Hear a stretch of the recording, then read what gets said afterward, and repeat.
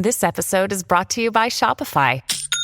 Forget the frustration of picking commerce platforms when you switch your business to Shopify, the global commerce platform that supercharges your selling wherever you sell. With Shopify, you'll harness the same intuitive features, trusted apps, and powerful analytics used by the world's leading brands. Sign up today for your $1 per month trial period at shopify.com/tech, all lowercase. That's shopify.com/tech. Hi everyone and welcome to the 64th episode of Praticamente Inglese. Guys, I know I let you down and I'm really sorry. It has been an incredible period for me. I was really busy at work. But anyway, I'm back.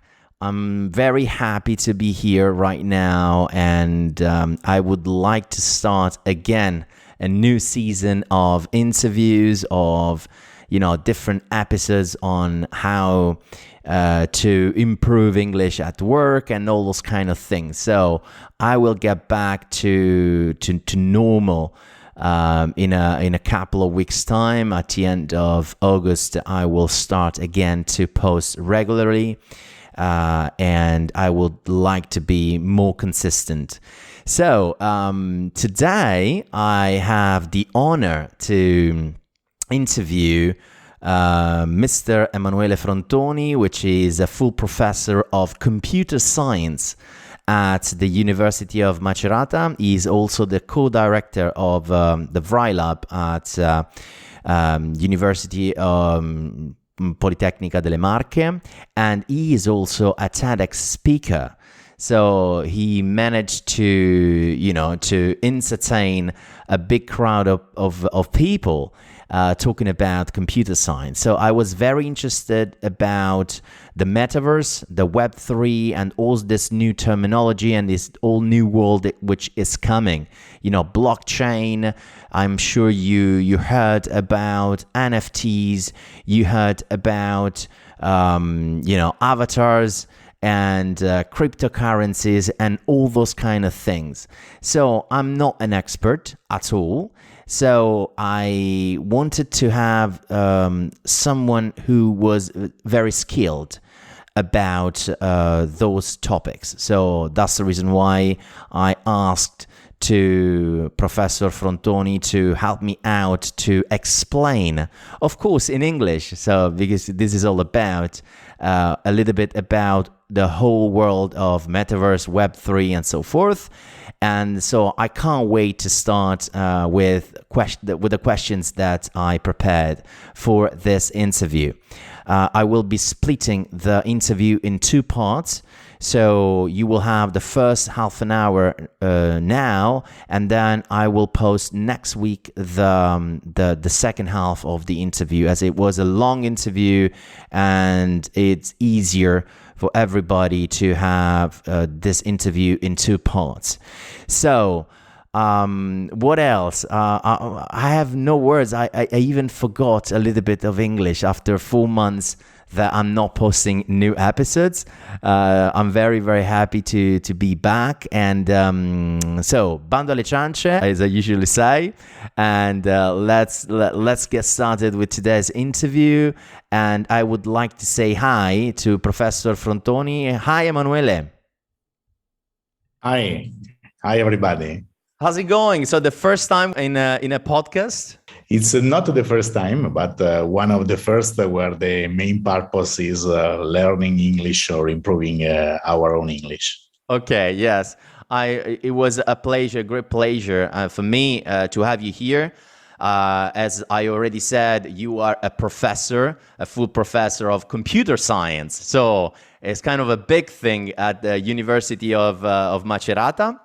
And the great thing about this interview is that I would like to touch a few topics related to Metaverse, related to Web3, and everything that is attached to this new world that is coming. Do you think this world is coming, or is just, let's say, a fad? Someone says it's just a fad. I think that this world is here. So we have quite a lot of experiences that are showing us that Metaverse is now. We had a very nice Metaverse Fashion Week some months ago, and I think that everyone should try this new concept of interaction, and we will discuss a little bit about this. Yes, yeah, I know about it, and that's the reason why I'm very interested about this whole world. But before we start with this interview, could you please introduce yourself to the audience, just to let them know who you are and what's your experience? Yeah, with pleasure. Thank you, Mattia. And I'm a full professor inside the big world of computer science, but mainly on the artificial intelligence aspects. And one of my main passion is AI, and that's why you can also define me like a nerd, someone that is born in front of a computer, discussing about algorithms and services, GPUs, or some strange names like this. I'm also guiding a quite big group of research. The name of our lab is VRAI, that stay for Vision, Robotics, and Artificial Intelligence. Mm-hmm. And this quite big lab involves about 35 young researchers.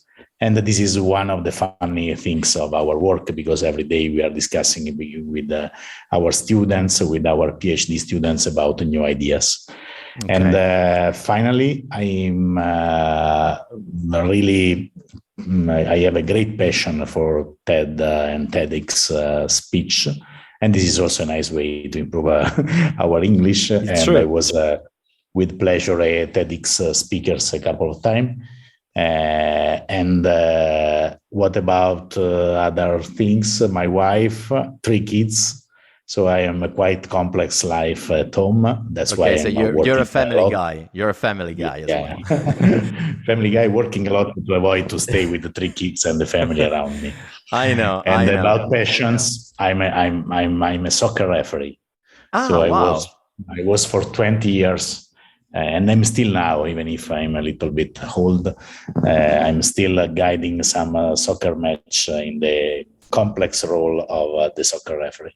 Yeah, it's true. It's a very complex role, and in football, even more than other sports, because we all know how passionate we are and how players passionate are during a match.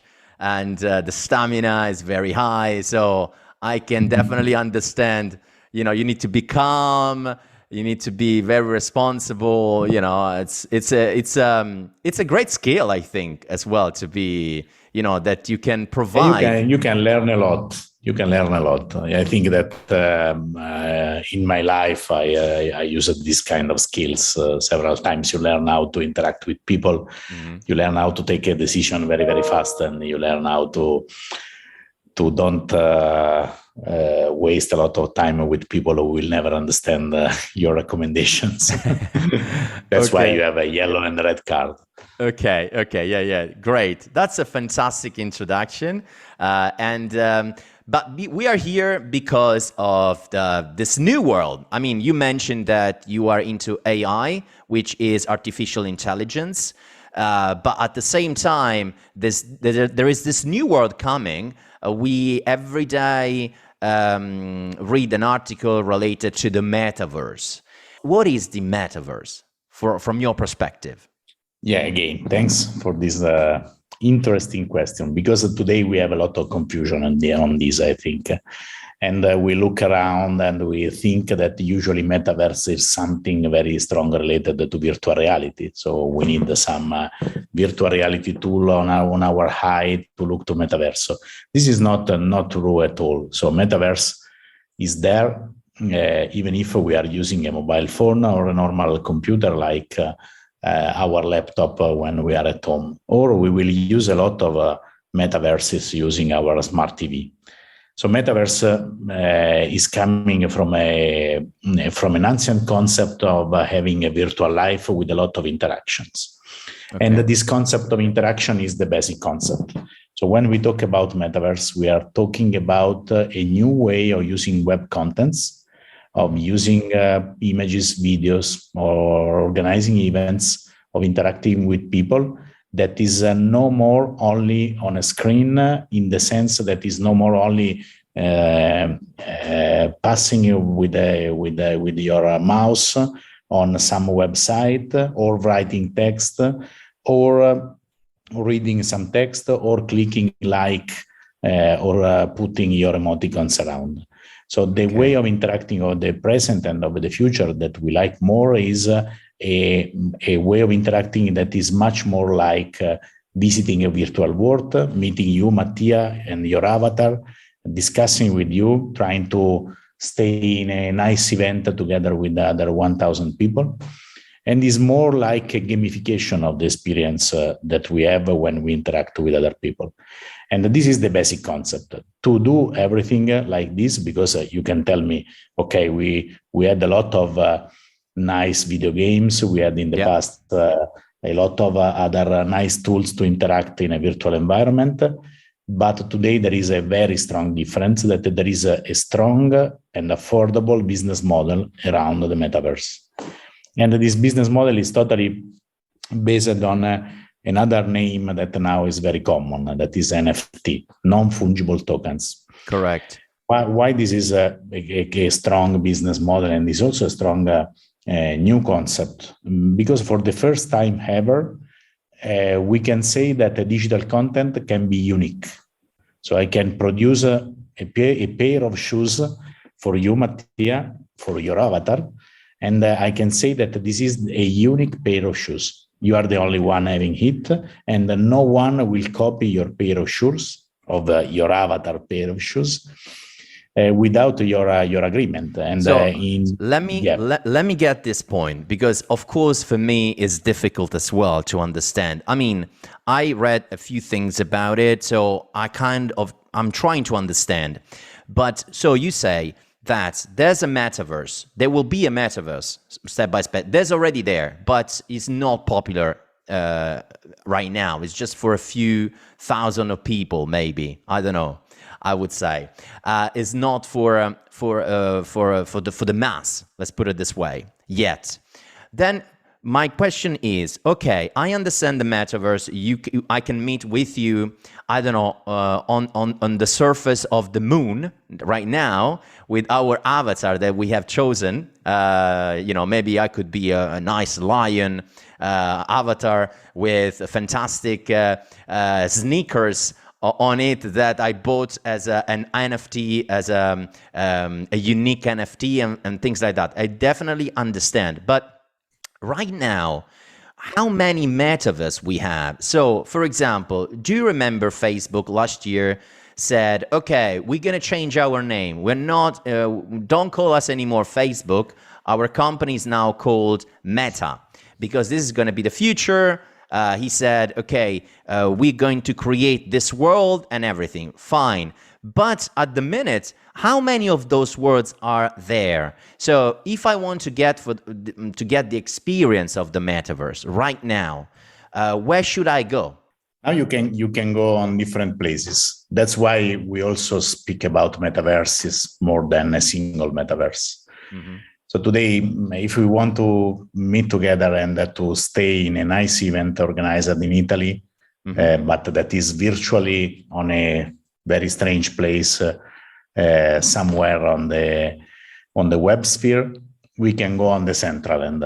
The Central End is probably today one of the most famous metaverse that you can use. You can use this for free. It's totally open. And when I say it's totally open, it means that you open your browser, you go inside, if you want, you can register, or you can also make a tour as a guest.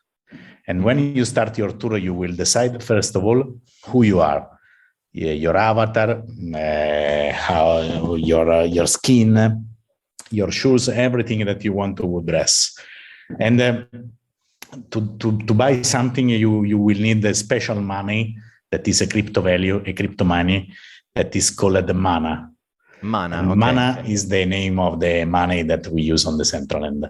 But you can also go on Sandbox. Sandbox is another very famous metaverse.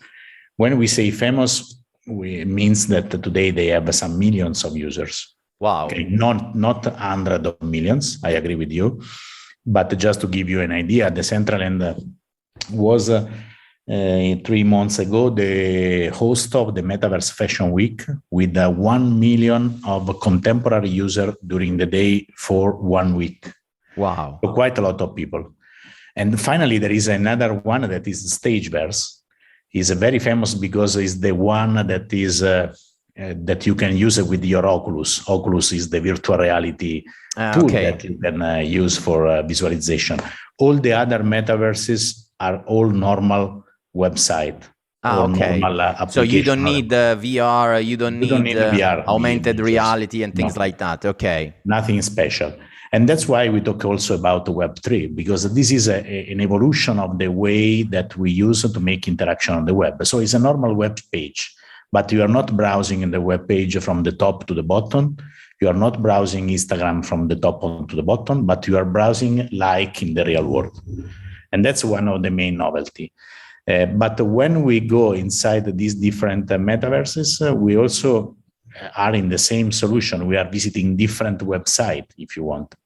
And then finally, we are also, everyone is waiting for Mark Zuckerberg Metaverse. So we are all waiting for what Facebook will become in the future, because you know that there is also a new name for the holding company of Facebook, that is Meta. Mm-hmm. And there are also a huge amount of announcements from the Meta team working on the metaverse, and we are all curious on what will happen. But still today, we have nothing from Facebook.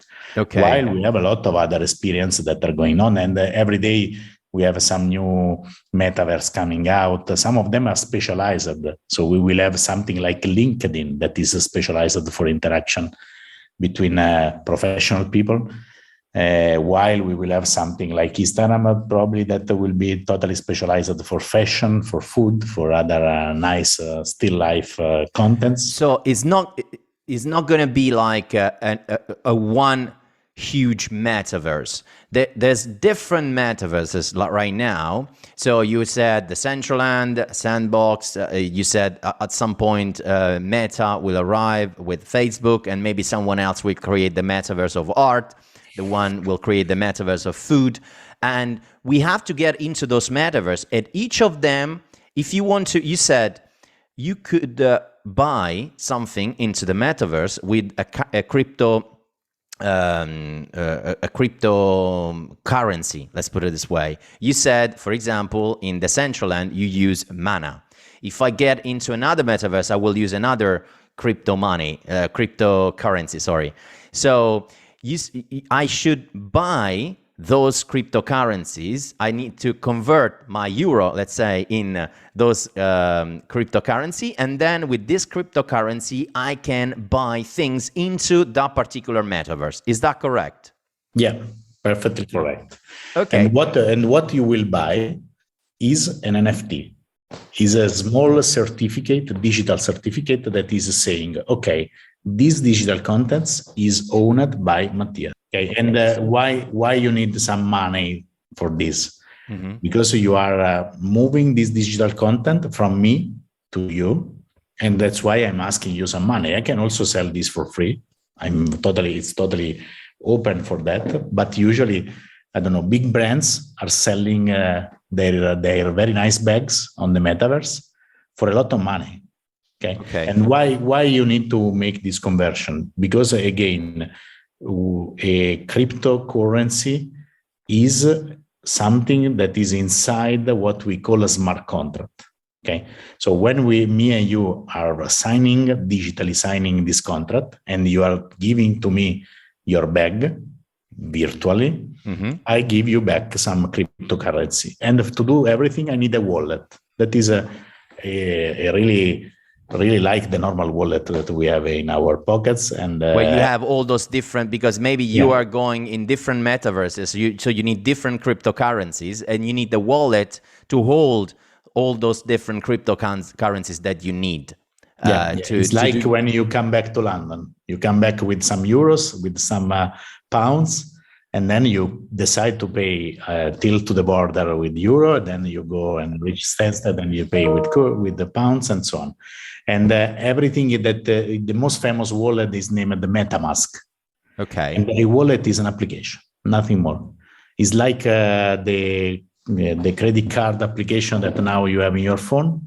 And the same is for the wallet. And now there are all the big brands worldwide, just think about Visa or MasterCard, that are designing wallets that are joining together euros with cryptocurrencies or with every other cryptocurrency. Yes, because I mean, we are talking about so many things all together. So let me do this. Let's switch in Italian for 5 minutes, because I want to do a proper recap, because I think, you know, as I said before, this podcast is about English, to help people to better understand English, because we talk. We don't talk about grammar, we talk about things. Now, you are an expert about the metaverse, so it's very nice to give all those informations. But at the same time, I want to make sure that a lot of people that maybe are not very familiar with English will definitely understand what we are saying as well. So let me just do a recap in Italian, and you correct me if I'm wrong, as you are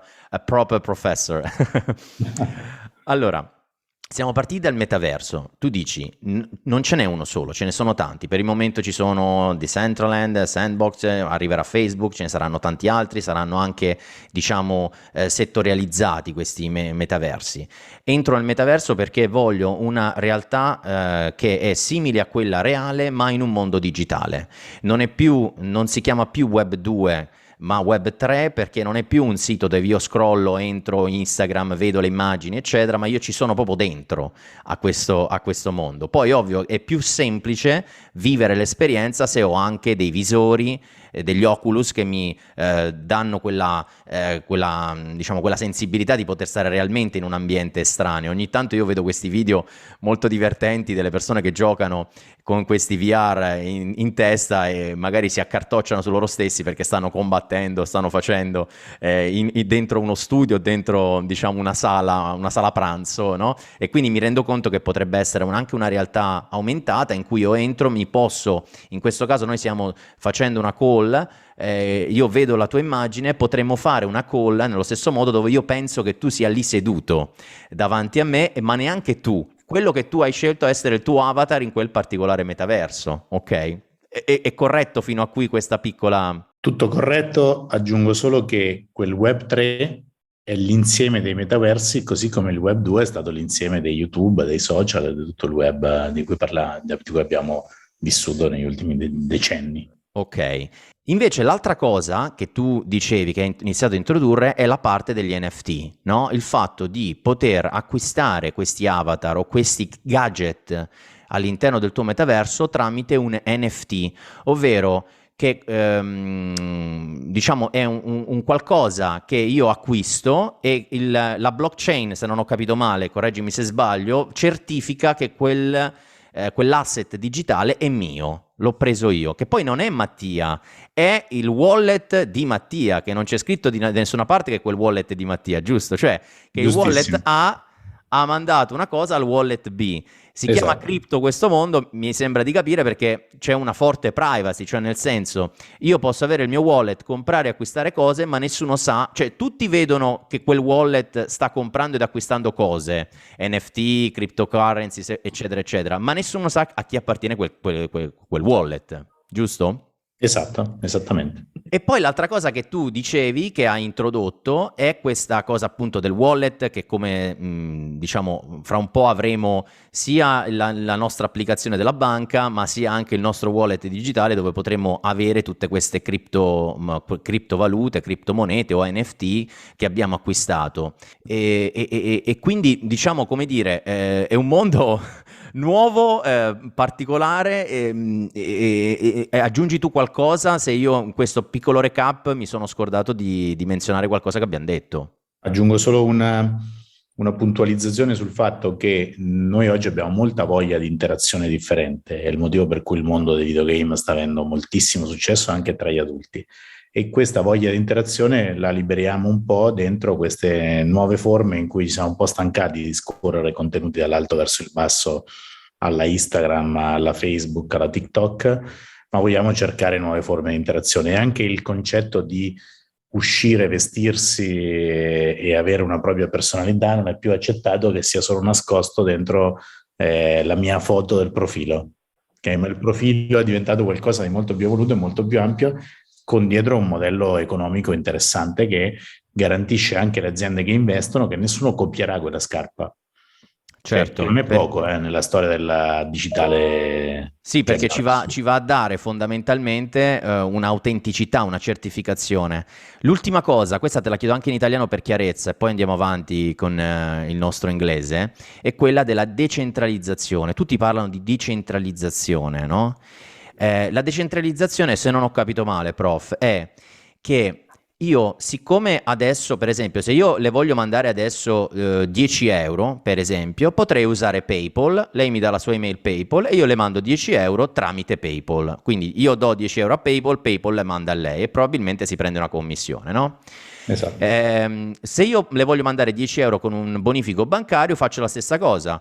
Entro in banca, do 10 euro alla banca, ecco, mettiamola così, semplifichiamo, e la banca trasferisce questi 10 euro sul suo conto, no? Quindi c'è un soggetto che si chiama banca, che si chiama PayPal, che si chiama XYZ, che se dovesse andare domani gamba all'aria o dovesse impazzire il sistema, lui prende e fa bancarotta, io ho perso tutto fondamentalmente e allo stesso tempo mi fido, perché quella è magari un'istituzione, una grande istituzione, eccetera, eccetera.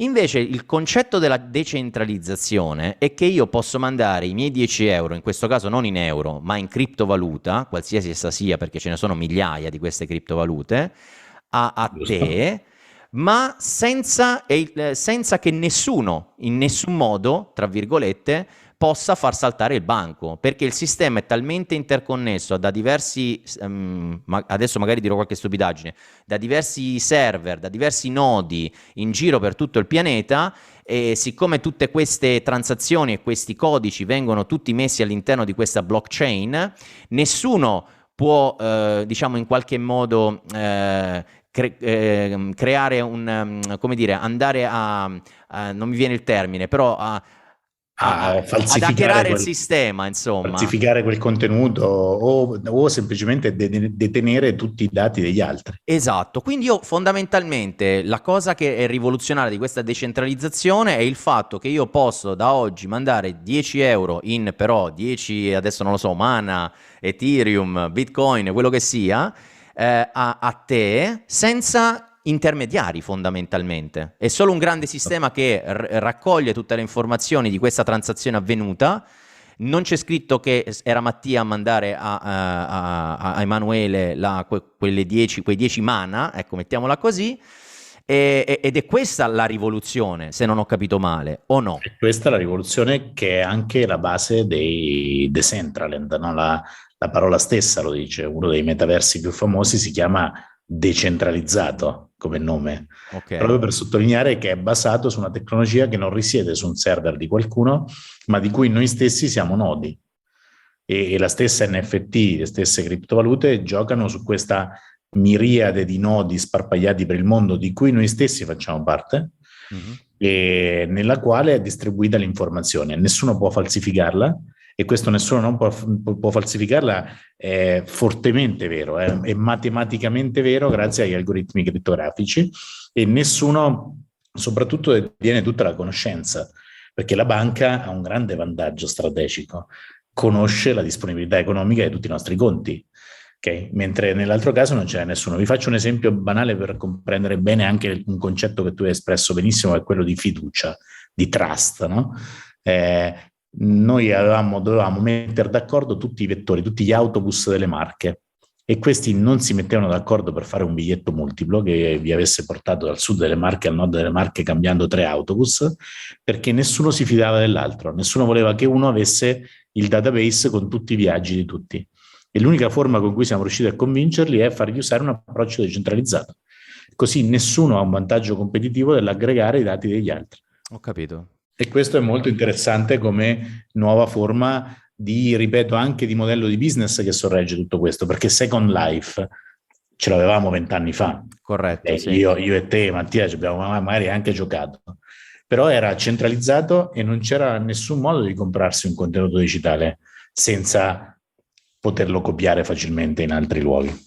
That's great. That's fantastic. Let's get back to English then. My next question is even better than the previous one. So, how this will impact our lives in the future? So, you said before, do you think in 10, 15 years time from now, we're going to leave this second life into those metaverses? Or do you think it's going to be something that's going to is going to arrive step by step? What's your point of view? What do you think is going to happen in 10, 15 years time from now? I think that this will be very natural. So we will go step by step. We will see, we will start using this kind of solution. And if the users will appreciate this new kind of interaction, we will do a lot of things on the metaverse. We will discuss our thesis. Probably when we organize a meeting between me and you, we will not be on Zoom or on other call conference system, but we will be inside the metaverse. But again, I'm quite sure that not means that we are at home with an Oculus on our eyes, with a VR system, a virtual reality system on our eyes. And we will still have a lot of real life interaction. Because if you think back to the last 2 years with the COVID pandemic period, we can say that we need to be grateful to Zoom and other teleconference system, because my kids had a lot of discussion with grandmothers and grandfathers. But we will have a different level of also owning things. Mm-hmm. So we will own a lot of real things, and we will own a lot of digital things. Yeah, this is quite normal, because now you have an account, you have your Gmail system with a lot of digital mails, you have your digital photos. We have millions of digital photos that we try to own, and sometimes we are not taking care too much of our digital life. Mm-hmm. So we are not changing password. Our photos are not are not inside the backup and are not safely stored somewhere. And that's the solution for all these problems, because when we have contents that is inside an NFT, we will never lose these kind of contents. So we need that all the blockchain will disappear to lose our contents and to lose also our certificates. What will change? Every kind of agreement will go inside the blockchain, also commercial agreements. Also, the property of an house probably will move from the notary to the blockchain system. And there is a lot of work also in Italy and in Europe for this. And what else? Fashion style, design, contents, digital art. Digital art is now there. So every digital artist is producing contents and selling them as an NFT. Because it's the only way you have to be sure that you have a value, and if I spend some money, I will have a value with the certificate. It's like in the real world. Yeah, it's true. So guys, this was the first part of the interview. As I said before at the beginning of the episode, I have splitted the interview in 2 parts. As it was quite a long interview, very interesting, and I'm super curious to know more about, and I hope you're curious too. So I'll see you in a week time. I will be posting the episode next week, of course. I would like to wish you a great holiday if you're going on holiday, as it's a very hot August, and we all deserve a break to recharge our batteries and get back on track, as I'm doing as well with the podcast. So as I said before, I was very busy during those months, but I will be back as usual, back in business as usual. So I wish you a great week ahead, guys, and I'll see you in the next episode. Bye! Segui i podcast di Voice sulla tua app di podcast preferita. E se sei un utente Prime, ascoltalo senza pubblicità su Amazon Music.